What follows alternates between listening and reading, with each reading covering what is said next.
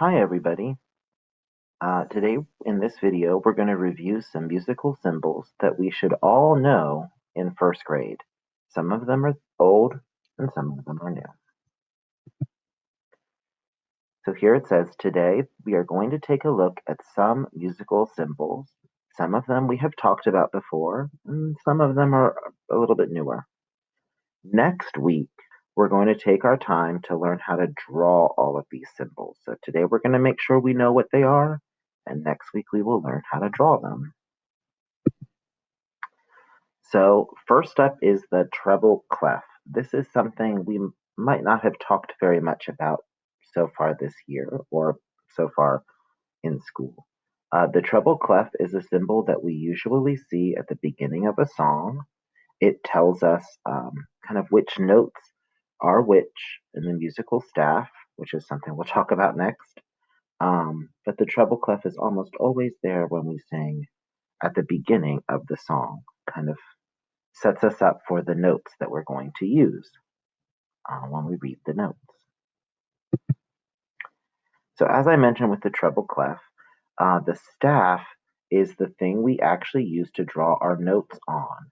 So as we start to learn to draw notes, we're going to be using a staff sometimes.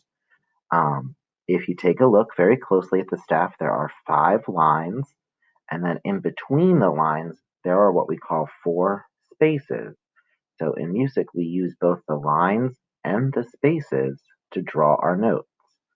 At the bottom in the picture, you can see what it looks like when we put a treble clef on the staff. So usually at the very beginning of a song, we see something like that, where you can see the treble clef and you can see the 5 lines, and if you count them, the 4 spaces in between.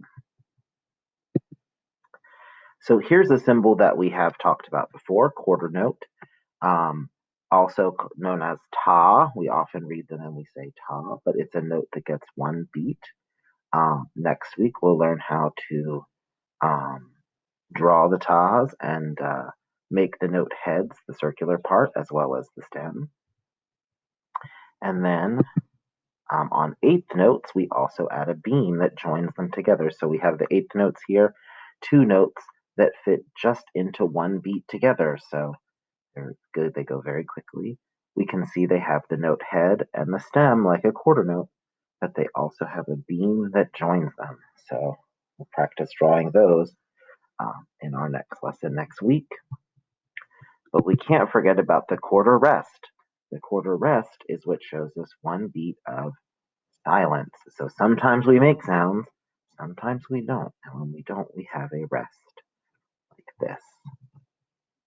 And then our final image here is where we put all of our symbols, most of our symbols together. There aren't any rests here, but we see some eighth notes at the beginning. We see some quarter notes.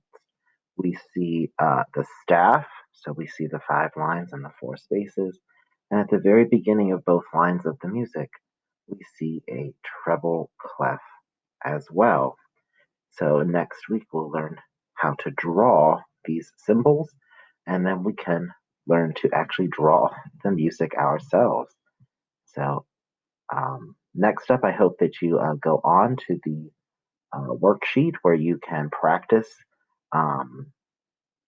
matching the symbols that we just saw with their names. Good luck on the worksheet.